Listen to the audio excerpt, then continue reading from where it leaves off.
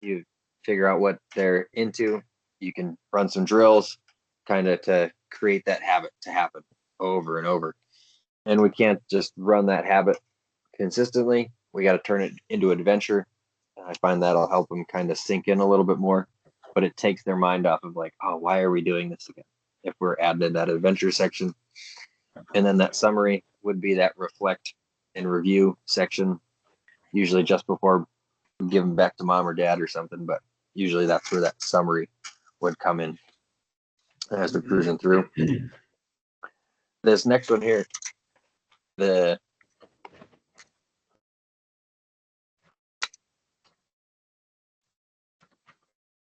motor learning cycle. In the motor learning cycle, there's 4 parts to it. It is static, simple, complex, free ride, or whole. And in static, a lot of the time, this is kind of where we start off with boot trails and stuff. Are you feeling that ankle in the boot? Are you feeling that whole foot flat? Maybe we're making those bow ties with the feet, or we're pushing our feet out to do something. Getting somebody to start with a static move. We're going to start to teach the muscles to do what we want to do. We're going to create some feeling, some of that kinesthetic stuff as we cruise through. Simple. It's usually that next step. It's like, can you go and then start to feel that same move? You're just kind of building off of something. Complex, you kind of getting it back into what everybody's running the whole time. Have a little bit more action with what you're doing, like it says in the definition there.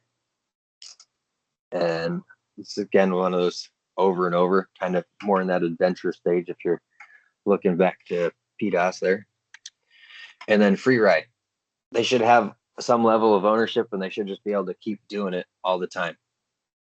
The plus side of the motor learning cycle here is you don't have to follow all of them. You'll usually have at the start of, in that beginner realm, starting out static is usually pretty good. But if we have somebody who's been, skiing or riding for a whole bunch, usually we might start in that simple or that complex, see where they have levels of ownership, and then we might have to bring in a static move, or we might have to start out in that free ride realm, see what they got, and then start working backwards from here. The motor learning cycle is pretty fun in that respect, that it's not just static, simple, complex, free ride. Sometimes it might be static, simple, back to static, and then complex. But it kind of helps you break down those moves as you cruise through when we're teaching. And I find it kind of helps with that reflect and review too. If you do something like that, you can ask somebody, it's like, hey, remember when we were standing there, you felt your ankle close, you felt your knee move closer to the ski, hip shift forward. You can kind of refer to that. And it's a nice way to build things off. And how we're delivering that information or sharing that information kind of usually comes into that class handling bit as we're cruising through. And I know Joey covered these a little bit in that first one we did. But we got a few here. The regular lineup, circle, semicircle, the huddle, and freeform. All of these have their pros and their cons. That huddle or that freeform, it's kind of great if we got some trails that are pretty wide open, and we need some people to be close, or if it's a big windy day and we need to be in close, we kind of pull everybody in. The lineup's nice if, trails are a little bit tight. We can kind of stick off to the side and be a little bit safe. Circle or semicircle is nice if we have a huge group and we are sharing a lot of information and we're trying to make sure we can see everybody. It's kind of one of those better things if we're in a flat spot or going from there. But, so everyone kind of has their pros and their cons as they cruise through. And anytime you're working in that circle or semicircle is kind of one of those fun ones. Play with where you stand, whether you're standing kind of above the group in that circle, is that circle below you, or is that circle above you? That'll help you let you project your voice. If you're not a loud person, if you stand above the group, you can talk and you're words will, and the sound of your voice will travel down, follow the hill, the contour of the hill, and drop down for people. And then sometimes that if you reposition and put the group above you and you're speaking up at the group, you'll actually be giving the group a little bit more control. They kind of have a little bit more ownership of you as you do that. So depending on where you place yourself throughout any of these 4 styles that we kind of talk about all the time can really set yourself up as you're kind of cruising through how you're giving your information and what information you're delivering. Teaching styles, and I think we still call them the styles, but we got a couple here: command, task, reciprocal, and then guided discovery is the last one here. Oh, and problem solving. A lot of the times in that beginner realm, we're usually in that command and that task section. Reciprocal, that was kind of the pairing that we've been talking about a few times when we have been in our questions at the end. Guided discovery and then problem solving. Usually guided discovery, that's what everybody kind of tries to do in that level 3 realm. A lot of the time it'll develop into guided mystery sometimes, and then it's kind of tough to get it back on rails. But if you can kind of always use a probing question in that guided discovery, or even just set up, I find it's a better setup if I kind of lead or tell people, hey, we're getting to this goal here, and setting them up in that way you're not in that guided mystery. That way when you stop and ask a question, people will kind of know where you want them to go. Problem solving is pretty fun. You can, if you're not sure what you're trying to do, you can set up a problem. Kind of, we talked about it's like, hey, we've been riding these big black icy bumps. Let's ride it a little bit. And after we ride 100 yards, you're going to share with a tactic, to make this smooth. So that's the problem that people got to solve, but they got to go to do that. Command, it's just like you say, hey, turn off the cameras. Boom. That's a command. Or, hey, I want you to go from this side of the hill to that side of the hill. That's a command. If you're in the task, I usually kind of phrase it a little bit more as a question. Hey, do you think you can go from here down to that tree over there? That's usually where that task will kind of come in. Reciprocal, if you're getting them to work together. Hey, I want you to follow Frank, who's making some nice turns, and see if you can match that. Flop and have him do it again afterwards. Oh, now it's getting fun. So going through any of those teaching styles, anytime we're learning from our students or sharing something with our students, we're always giving them some version of direction. And in those directions, we should have, and not in any of these orders, but this is kind of how a lot of people refer to them, is TIRD, dirt, TIDR is my new favorite. Does anybody have another one? Am I forgetting one? You're breaking up pretty significantly. Your voice is. It is.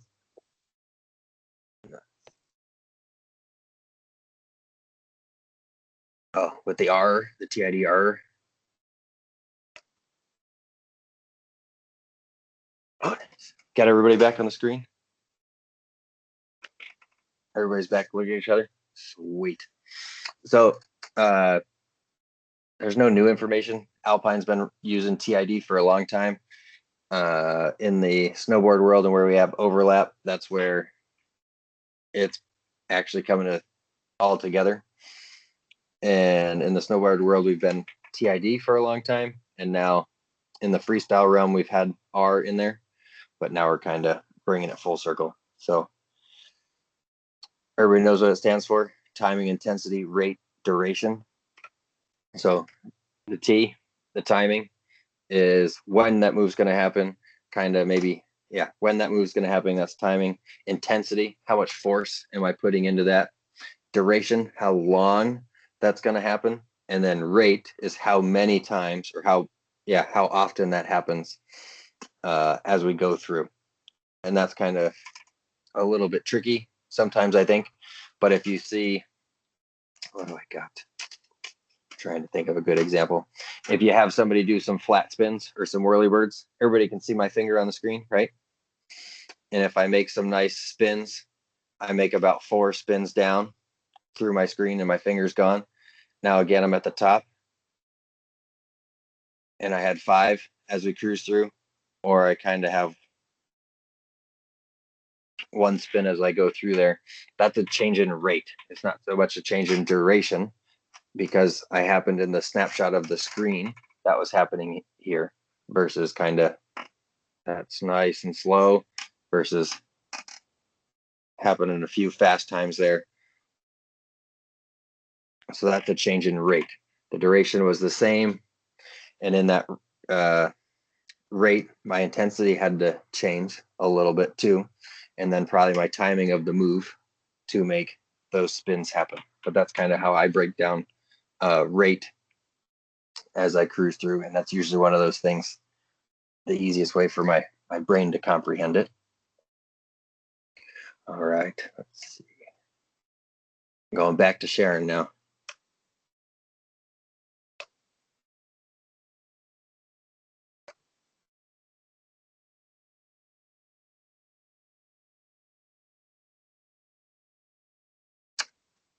All right. These next couple bullet points that are coming after TIDR is kind of some what I've been using to break down stuff a little bit more simply for me, or anytime I notice when I see a student kind of struggling, I kind of reflect back on my directions. And in my directions, I'm always trying to see, did I give them a what are they doing? Did I give them a when, a where, and a why, and a how? The why, I don't often get asked why we're doing something. I'm usually getting that why usually comes from the goals that I found people want to do, as well as, it's this going to help build the skill that they need to get them to their goals. So the what might be the move that we're doing.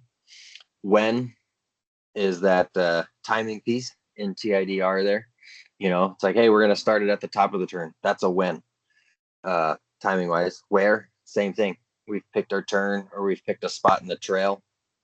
And then how, and make sure I try and reference how as I'm linking up a body move with a performance that's going to change. So let's see. I want to make a right turn. I'm going to push a little bit harder on my outside ski. I'm going to maybe shorten my inside leg. You can butcher me later if that's not right.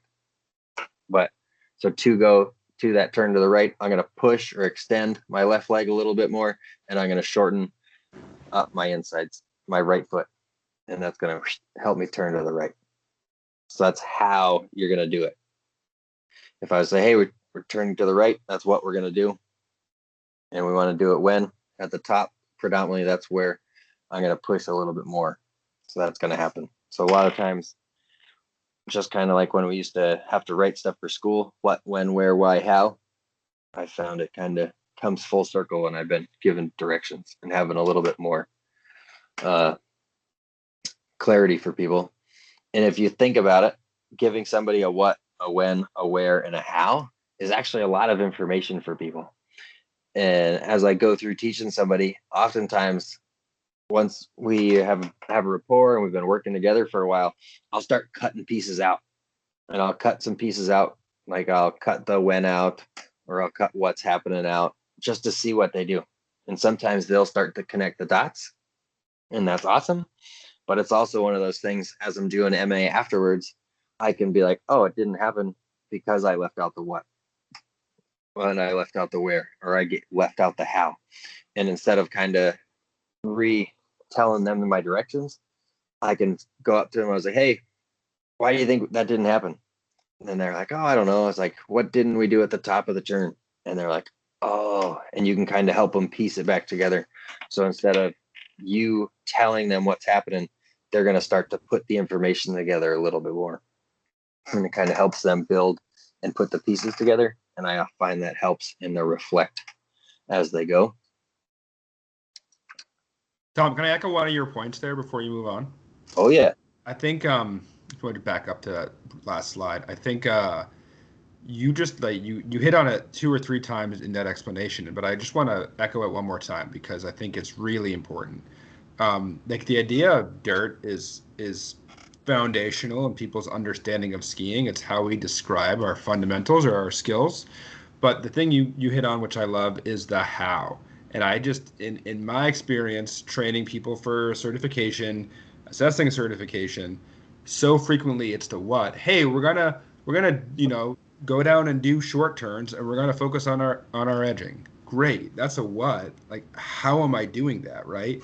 And if you're, the how is maybe like, oh, you're really focusing on lifting that pinky toe and that big toe off the snow on your inside and outside foot, right? Oh, okay. That's like a level of how, and that might be okay for like a level 1. But like as you move into that level 3 plus realm, it's like I want you to feel the muscles that are, you do a static maybe that engages the top of the foot, and then I want you to feel those muscles pulling your ski boots up onto an arc flat off the ground, right? And you have to be able to do a little bit more. And biomechanics isn't everyone's thing, but you have to be able to be more specific than just, yeah, I want you to tip your skis, right? Like that's part of the what as you move up the chain, right? Like if a level 1's like, hey, I want you to pick your big toe, little toe off the snow, I'm like, great, this level 1's killing it. If we're at a level 3 prep or assessment and someone's using that to coach and that's all they're saying, there needs to be a little bit more substance to that. And so I think as we become more as we become better versed in moving up the chain in our certification, or we're just trying to become better instructors, the better we can describe that how, whether it's a kinesthetic feeling, I'm always impressed. I'm not a person who can memorize all the body parts and be like, oh, you have to use squeeze your trapezius at the top of like that's not where my brain is at. But I'm impressed with people who can do that. At the same time, we do need a general understanding of biomechanics in order to properly explain this, because there are people who, you get a person who has medical training and you're like, hey, I want you to really, squeeze your glutes through the top of the turn when you're moving forward. They're like, oh, I totally get that. Boom. And now they're moving down the hill. And so that how is so critical. And there's that's got to be the most frequent missing link in the program is people forget to put in the how. People are good about, what, it's obvious. Oh, we're doing pivot slips, we're doing railroad tracks. Great, cool. Obviously, when we're doing it right now, where we're doing it right here, right now. Why? Because we're trying to maybe, why is a little bit more complex as we move up the chain. Maybe it's just, oh, because we're trying to be able to turn to a stop. Or, oh, I'm trying to get more edge purchase in the top of the turn because it's icy out. But how so frequently evades people. And it is, if that's missing, the whole teach falls apart. Whether it's a lesson with a guest or a lesson in a certification, the whole thing tends to start to unravel because there's this element of mystery happening. That's my 2 cents on that. I think it's an important thing to be considering. Oh yeah, it's definitely one of those things when I'm standing there listening. It's like, oh, why aren't they getting it? It's like, well, they weren't really told how to do it, and you're like, ah.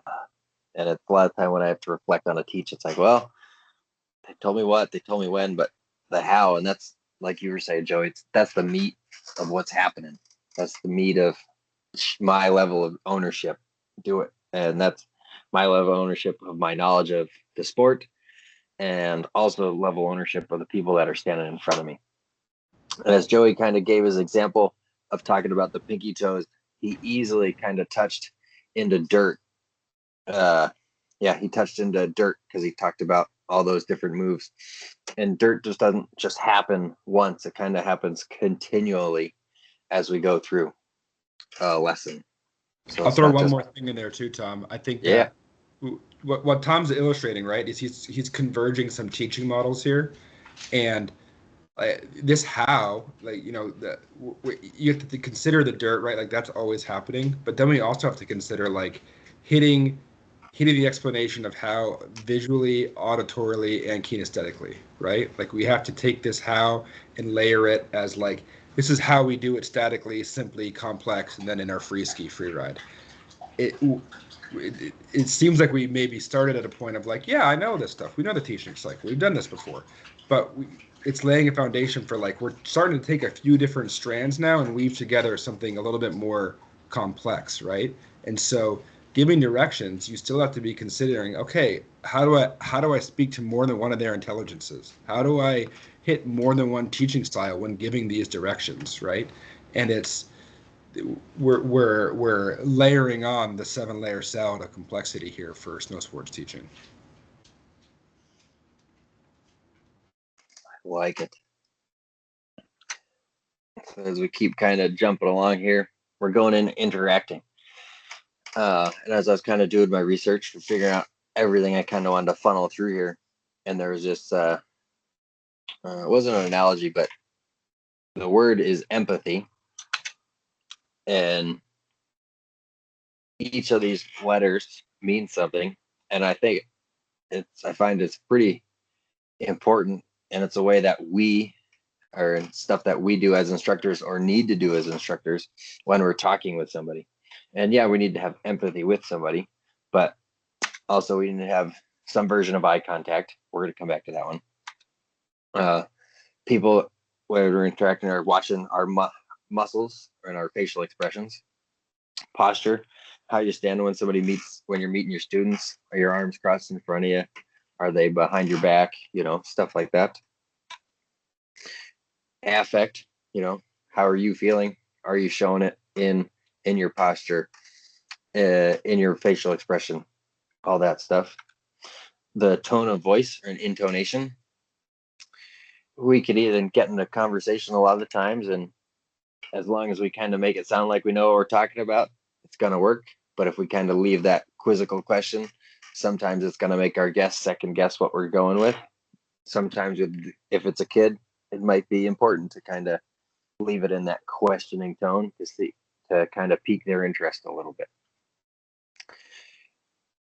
Hearing the whole person, kind of, you're looking at that person and you're figuring it out. You got to get the whole picture. We can't just kind of watch part of it because we're going to miss something.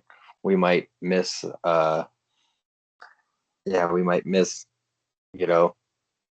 that's something that makes them nervous when we're talking about something if we're not kind of paying attention to that whole person in front of us.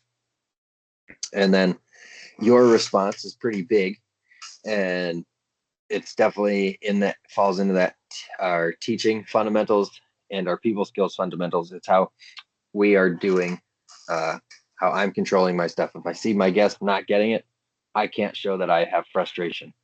If I get annoyed that they're just not paying attention to me, I can't do that. I kind of have to keep kind of going along with my show, because that's falls into that different level of professionalism as we're cruising through. But it's like, I have to make sure that I can entertain them a little bit and make them get to there. So that's where your response to people kind of falls into it. And I thought it was kind of a little fitting for as we're kind of talking about teaching here in the empathy model here. Kind of going along with the empathy model are the 5 T's and an S.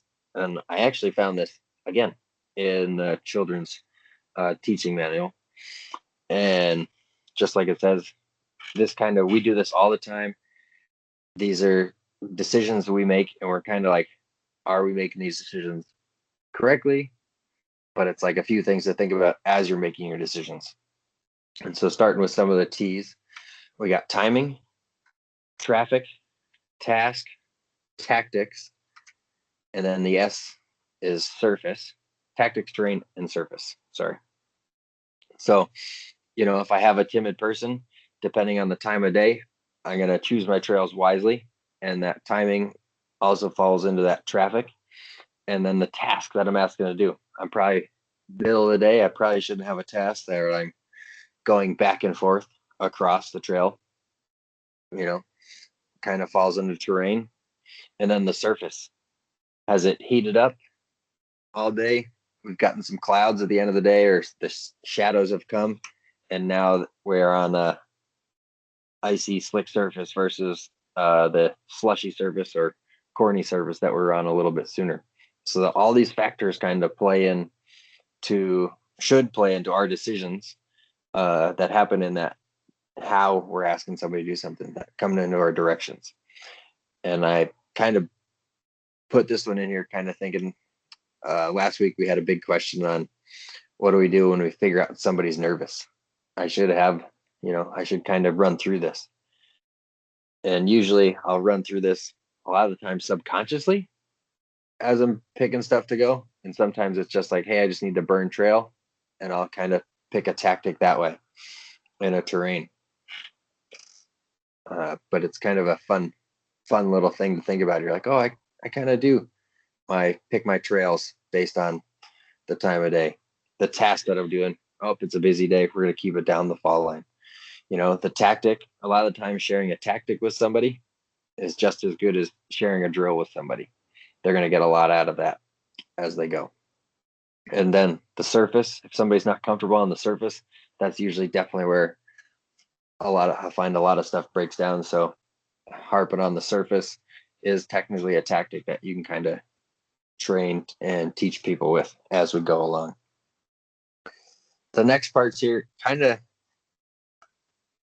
and I'd love to have a conversation out of this about the next stuff at the end here.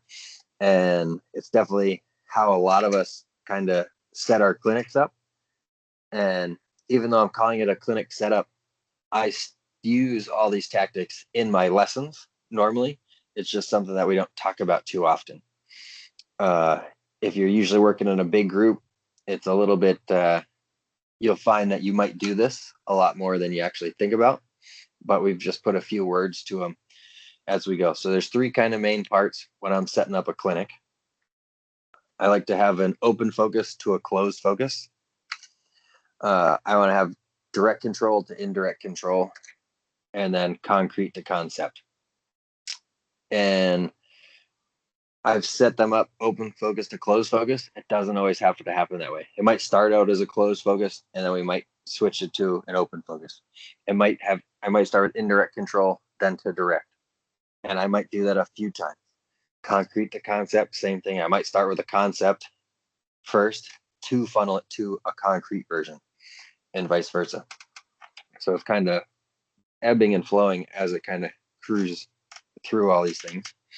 And starting with open focus to closed focus. Open is that broad topic. It's pretty, I don't know, if I say open again, I might have to jump. But it's a very broad, it's kind of usually the group is dictating it with the open focus. A lot of time I'll cruise up and say, hey, how's everybody doing today? Where do you guys think we should start? And then getting those starting points for some people, that's where we're going to start to funnel the focus a little bit. And then a closed focus is very narrow. And if it's a full day, usually I'll start to close the focus around lunchtime, because I've let everybody get their yayas out in the beginning, kind of felt everybody out, and I'm starting to funnel that information to them around lunchtime, even after lunchtime. And then kind of that like 1:30, 2 o'clock, as I start to see people, their energy level drop, I'm going to take that closed focus and I'm going to start to open that focus up a little bit, just so they can relax a little bit, not think, oh, I need to be on the whole time. Usually their energy and their information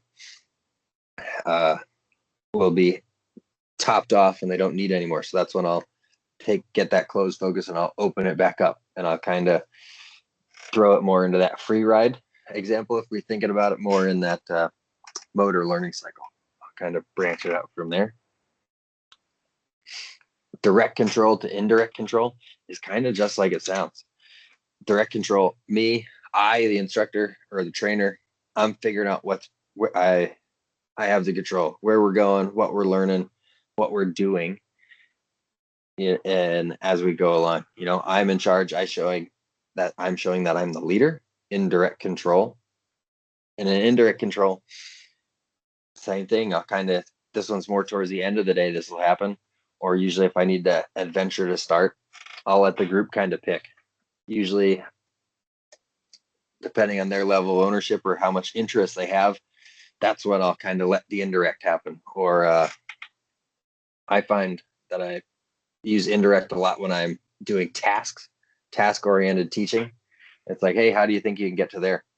And or reciprocal, you're kind of letting the groups move through. That's indirect control. because I've given them the task. I'm letting them kind of pick their way down, but I'm guiding as we go. So that's a different version that kind of goes through. And then I might take that indirect control back if I see it get a little bit too out of control.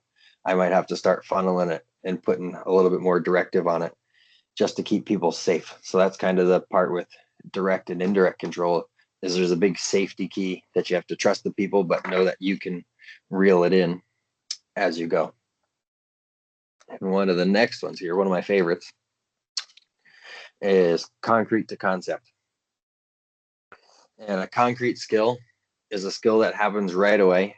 And whether it's something that they can feel, something that happens, but it's usually that first skill that you teach somebody, and that's something that they get in an hour lesson. It's something that they're walk away like, hey, yep, now I can do a nice set of railroad tracks. Yep, I can ride that black terrain easily, comfortably. That's what I'm going to do the rest of the day. So concrete skills is that skill that somebody can walk away with right away. The concept is just like it sounds. It's a little bit more far-fetched in that realm.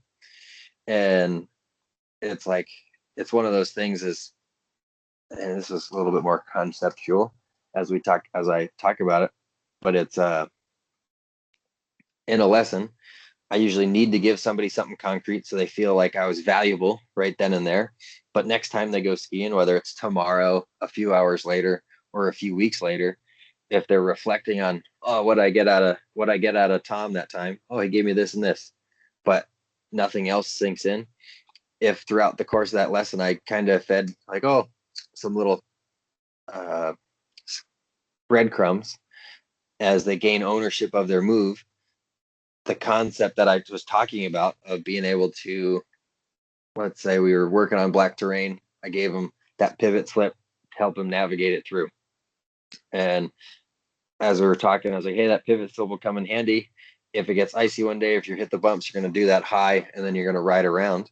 That's going to go over somebody's head pretty fast. But if they gain ownership of that pivot slip conceptually a few times later, it might sink in and they might finally hit some bumps and be like, oh wait, pivot slip happens up high, and now they're coming through that bump field pretty easy. Pivot slip happens high and they can finish out that turn. So that's where kind of giving directions or having a focus of giving them some concrete skills throughout the lesson, and then kind of feeding them little nuggets to get them to their goals. Because what's that? Collaborate on long-term goals and short-term objectives. So the concrete would be probably something short-term. The concept would be that goal that they're getting to. So that's kind of where this will happen a lot of the time. And I'm always trying to focus on some version of this. And, you know, you might hit on a few concepts, but you don't have to, and you might start concrete, go to concept, and you might be able to flip back and forth depending on how many skills. So I know in the, if you're doing a 2 or a 3, you have to hit in your teach a few fundamentals there. So that might be where you're going to play with that concrete concept happening as we're cruising through. But yeah, I said I'd go back to something at some point in time. Does anyone remember what that was? It was in empathy. Eye contact. Oh, ding, ding, ding. Yeah. So this is something about me personally. You know, the longer we teach, the longer out in the snow, that sun is bad for my eyeballs. My eyeballs adjust very slowly. Those goggles will stay on my face all day long. I think we could hit a lot more in facial expressions, posture, our affect, and the tone of the voice. I don't always need to pop my lenses out or pick my goggles up. And if that's your key or that tone, you can set that with the group. And usually if this happens, it means I'm very serious. And then they go back on my face. But yeah, there's other people that are like, oh, your goggles have to come up. That's like, do they? You know? So that's one of those funny things that I kind of go with there. But that idea. Got one more to throw on top here too. You What do were. you got? I'm too late to maybe add. You asked me the other day if I had any more to add, and this dawned on me while we were going through tonight. So it's similar to your. So this is from Rocky Mountain, and I don't know if it's part of their clinic setup series, but they do an A B C D E. All right. Mm-hmm.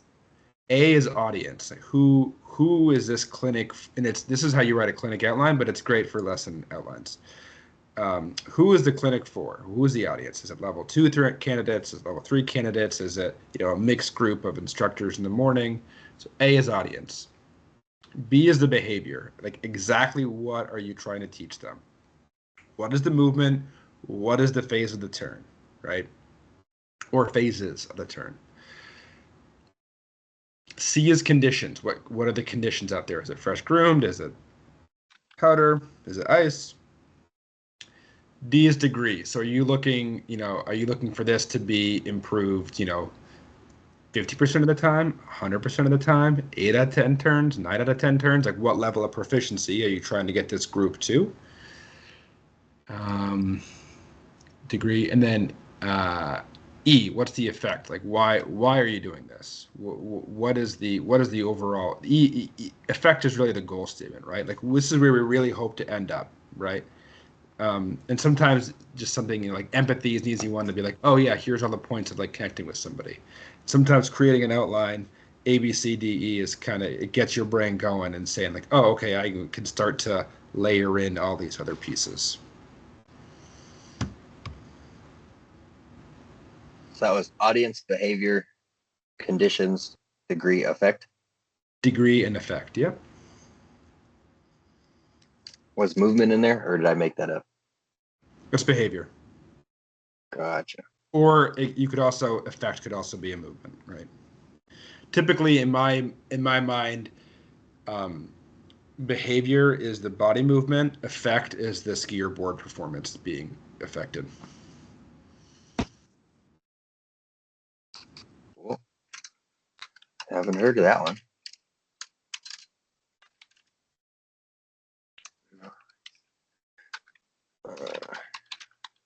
Taking notes as I go. Yeah, so I have a few questions on that idea of concrete to concept, indirect to direct, and open focus to close focus. Yeah, I guess that's my question is, do you think you do any of those in your teaching as you go? Or is it kind of a new idea? You think it happens?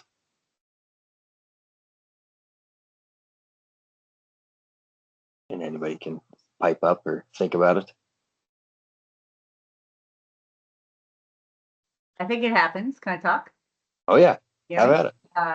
Yeah, I think I definitely, in my own lessons, I'm really open to hearing what they want to say first. So maybe I do the open always. I think that's just my personality, like to find out why they're there, what they're trying to learn, and then maybe go to direct after. But I mean, that's always like the first 15 minutes, first chair ride, whatever, see what their goals are. They want to go ski out west next week, or are they afraid? Or, there's just so many, it's all about them more than me. So I guess that's open, right? Yep. Okay. So yeah, I do use that. Definitely. That's what you're asking. Yeah. Oh yeah. Yeah, I we thought to the pivot slips was a great example. Like they want to improve their mogul skiing, right? And then the specific is work on pivot slips. It's like, techniques to improve their, overall goal. Yeah, that open focus to close focus lets them think like, oh, what was that lesson for? Was it just in the moment or for in the moment, and then letting them build on as their skiing career progresses? So that's kind of where that concrete to concept idea comes from.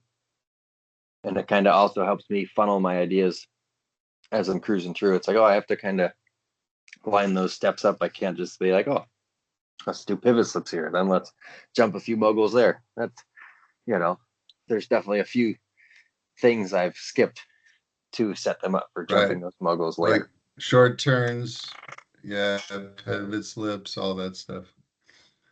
But yeah, that's kind of where that concrete concept kind of funnels through, which is kind of fun.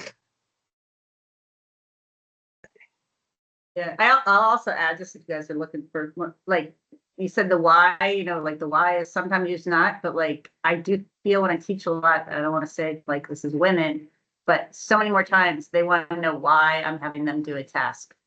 Not so much with kids, I teach a lot of kids too, but like with like women that are very inquisitive, they're always like, well, why are we doing this? And I'm like, I have to come up. So I know you said the why is not always important, but I have found that in my own teaching that sometimes they don't want to, they question me because I'm their peer. Like, why are we doing like short radius turns? So I guess that's part of the how too, like how we're doing it, why we're doing it. I don't know. I just feel like I like the way you laid it out though. That would be really a good way to answer their hows. What's your answer? What's your answer when they when you say why? Well, like it's different on different lessons, but like women, I'm doing short radius turns to prepare them to go into the woods because you need, and we can do that on open terrain because they want to get better in the woods. And they're like, well, why are we doing this out here in an open terrain? Why aren't we in the woods? Or like we're doing bumps to prepare for the woods. Like kind of, I run into that kind of stuff. Yeah. Yeah. Taking kind of like pretending to bring it to the next level. Like if we're on something easy, why are we on this easy terrain? It's because when we get on the next terrain, it will help. Nice. I think that's just one. Unless we go to kids, I can go different, but that's enough. Oh, kids, it's easy. You just say because. They never ask why. Well, maybe they did. Actually, I take that back.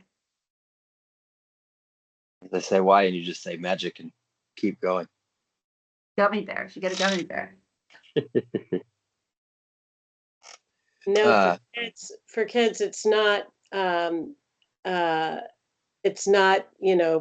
just because, it's because I said so. True too. Good point. That's working with the grandkids right now. Yeah. So is there any teaching model or cycle that I left out or cruised through a little fast?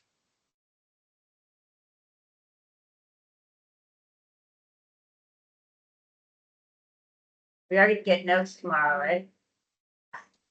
Well, I'm looking for answers. I was Would cruising you through. That's why I repeat? asked Joey.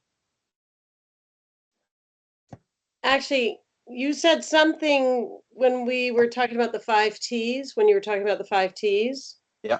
About tactics, and then you said, a tactic versus a drill. Can you really explain to me? I hope that doesn't sound dumb, like I should know that, but tactic versus drill? That's a very good question, Mary. Yeah, so like a drill is a skill, or in the drill, I'm gonna focus on. Oh, I need a good example. So I guess we're gonna stick with bumps. So in the bumps, we're gonna say our goal. Joey, give me a bump drill. Yeah, like a drill is gonna be like, hey, let's do pivot slips, right? And get ready to go ski. If we're working on skiing fall line moguls for a level 3 exam, or you got somebody who in your level 3 teach group is struggling to ski fall line moguls, you can say, oh, okay, so the drill is pivot slips, right? But the tactic would be skiing fall line moguls. So here's what we're going to try to do differently. We're going to try to keep our body going in a straight line down the hill in the same line, and then our feet and our skis are going to work underneath us.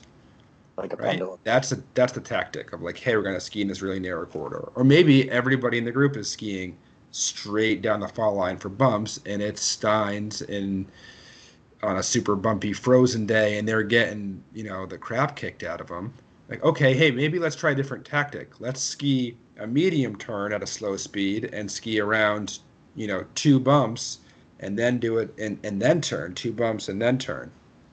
And do a little bit of a wider turn so that we're eating up a little bit more vertical instead of bashing every frozen mogul on the way down. Those are the kind of tactics that we're talking about. Like Terry's hide the slide, guide the slide, ride the slide, when he's talking about skiing really frozen ice, snow. I don't know, maybe some of you have heard that in a clinic with him, maybe not. But that's that's a tactic, right? Like I'm gonna like just try to keep my feet under me and keep my skis being steered, and then I'm gonna try to what is it? Guide the slide. No, what is it? Ride the slides. I'm just gonna try to keep my feet under me and not have them shoot out from me. Then I'm gonna actually actively try to steer my feet across this super hard frozen surface. And then like, oh, I'm actually gonna try to bend my skis and bite into this surface, right? Like that's like almost like a little cliche mini progression that he's always throwing out there because it works, right? And that's a bit of a tactic too, right? Like I gotta stay on my feet, I gotta keep my feet turning, and now I gotta actually get some purchase with my equipment. Versus a drill might be like doing a side slip on a really frozen day and setting your edges, right? Like it's gonna give you pieces of the tactic, but the tactic is um, the applied version of the drill. Yeah, it's Task. like the drill is what we practice. The tactic is what we go out and use when we have to. And as you climb that ladder of certification, and if you're going for higher level exams or even just teaching higher level students, sometimes you just have to introduce those tactics instead of like some people are gonna hit a plateau, right? Like maybe they're not as good as they're gonna get, but they're kind of plateauing for now, and we need to tap into that kind of lateral learning idea, like what Nancy was talking about 2 minutes ago, of like, hey, we're gonna go do short turns on ripcord before we go ski paradise to really dial in a short turn. And then when we get in the trees, now we have some control. Great. That's a tactic, right? Like I'm going to do short turns down the fall line through paradise. That's an easy win, right? And if you're at Sugarbush for an exam and you get the chance to ride Heaven's Gate, you can ski up a ripcord and do short turns, then duck into lower paradise and take them through bumps or trees, and that's pretty ideal level 3 teaching scenario, right? Like that's the dream. And usually it's backwards, right? Usually you get your bumps and trees first and then you get a groomer, but you have that opportunity to lay out the tactic. It's gonna still change the way people move, right? It's gonna change what they're doing on their equipment, but it's not necessarily like I want you to think about tipping your legs more. It's like, hey, let's do a wider turn, and then as a longer turn as a result. Oh, look at that, you got more edge angle. Love seeing that. So I'm trying to be like definitive while still trying to. There's some gray area in there too, so I'm hoping I'm explaining it well. And you can use that tactic that you set up, like you sharing that tactic shows your level of ownership of this terrain. And then as you're because that's why people come to us, because we're the pro or the expert and they're looking to get something out of us. So, I share, hey, everybody kind of comes in, what do you want to do? Nobody says anything, but it's a sweet pow day. And you say, hey, we're going to work down to there. This is the skill. This is what I'm doing to manage my way through here. And you might get down there and somebody might have a hard time, or you might see somebody having a hard time through there. And a lot of the time you can throw a tactic out or another tactic, and people will kind of start to grasp onto that. And that way you're actively doing some coaching, even though nobody's really getting some teaching out of it. But it lets you kind of stash some stuff away for if on the chairlift ride, somebody's like, hey, I was actually having a tough time there. And you're like, hey, did I see you trying this? And they're like, yeah. And then you can kind of start to funnel in a little bit more. And so you've taken that open focus and you've closed that focus for that person. So that's where throwing a tactic out can actually change somebody's riding or skiing. It doesn't just have to be a task that we're having somebody do to change their skiing or riding. Lars, I saw your hand up. Yeah, could you just repeat the the AB Yeah. acronym? Audience. Who are you Behavior. presenting to? Behavior. What's the movement your body? I tend to be body movement you're trying to elicit. Condition. What's it going to be out there? Surface wise. Degree. That's like your expectation of success. Are you expecting this to change every turn? You know, if it's a beginner, yeah, you want to be able to turn left and then right every time. If it's, you know, a level 8, 9, 10 skier and you're like working on, you know, engaging the tip of the ski and the top of the turn, maybe you want them to go from bending the ski in half their turns to bending their ski in 3/4 of the turns. And that would be a success. Degree, and then effect. The effect, I tend to think about it like, how does it affect the equipment? What is the skis? What changes with the ski or board snow interaction? Is it ski on edge more? Is it flexed more? Is it being turned more? Those are only 3 options. Thank you.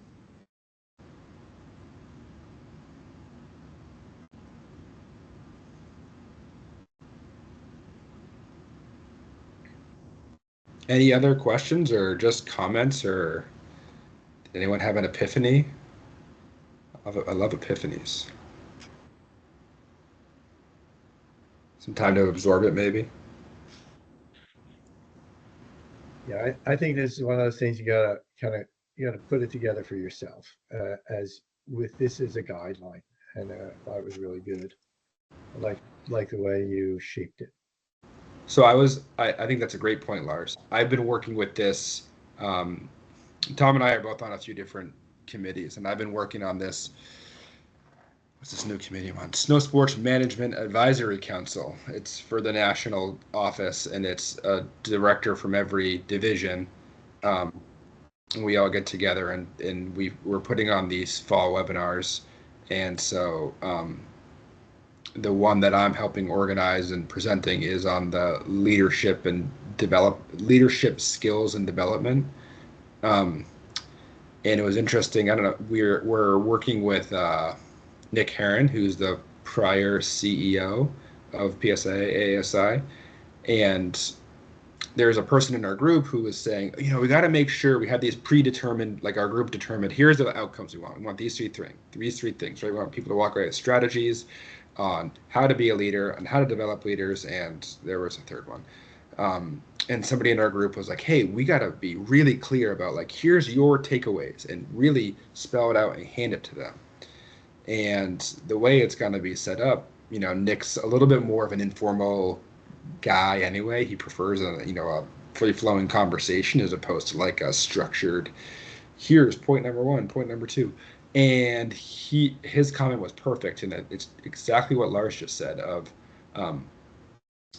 we're going to be there to present the information. It is the learner's job to learn something from it. And so, you know, we don't need to tell them what they need to learn. We're going to have all the information out there of what to learn, right? And it's up to the learner to absorb everything or different pieces and whatnot. And it was a pretty simple statement that kind of stuck with me, because it's like, I was in the camp of like, yeah, we have to sit there and be like, you can be, you know, a coach leader, you can be a command style leader, you can be a democratic style leader, a bureaucratic style leader. And it's like, no, we're not here to list out the 7 leadership styles. Like, that's, you know, someone can Google that and understand, like, oh, hey, you know, this is what it means to be a servant leader. But this opportunity, we geared much more towards like real world experience. So we built a panel of, you know, like half national team folks and half just some other leaders in the industry, and having them talk about like, here's what's been successful for me in building a team and sharing a vision and getting everyone to work in the same direction. And by sharing those personal stories, we're going to be able to tease out all the information that we said, hey, here's what you're going to learn. But it's much more like conversational as opposed to like, here, learn all this, right? And I think that's similar to like what Tom did tonight. Tom didn't say, here's everything you guys need. Here's everything I want you to know. Some of it we knew, some of it was building on what we didn't know, some of it was totally new. And now you guys have the opportunity to take the information and say, oh, I'm gonna, think more about the how when I'm building a teach, or more about hitting all 3 teaching styles in the how, or any other pieces. Right, can I add Please. something now that I'm thinking I had a moment? Yeah. That empathy thing was great because I don't think maybe we touched on empathy enough. And like, if you really think about it, whoever you get on Saturday or Sunday, you don't know what their week was. You got some kid that maybe was bullied all week or he doesn't have friends. And you can make such a difference in that one day. It doesn't matter if they learn to ski or not, but if you have empathy and you can make it fun for them and just make them feel good, like I think that's lost a little bit in our ski teaching. And so I love that empathy was used as a whatever that's called when you do all the names with the E and the M. And but I never saw that before. I thought that was great.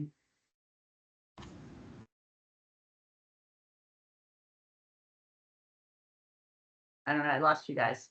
Or you have nothing to say. No, I agree. I think it's great too. Right. I just thought that was my takeaway from today. I was like, wow, I got to think more about where these people are coming from, adults or kids. Like, we're not going to change their world in one day, but we might make them have a good day. Mhm. So I'd like to use that. Anyway. I like how we keep kind of touching a little bit on the how and the what and the when stuff. And I actually took that from, if anybody remembers the old movement analysis teaching stuff, or if you've cruised through the movement analysis sections of the manuals, they say to use what, when, where, why, and how during your MA.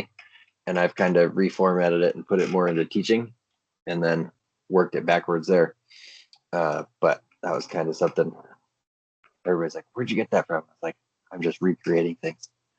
So it's not earth shattering there, but usually then I'll plug it back into my movement analysis. So I let it be 2 things for one rather than just 2 separate pieces.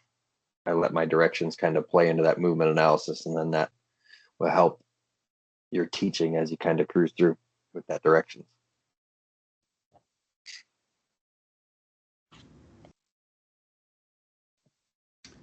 Before I wrap up here, gang, I'm just going to share my screen real quick.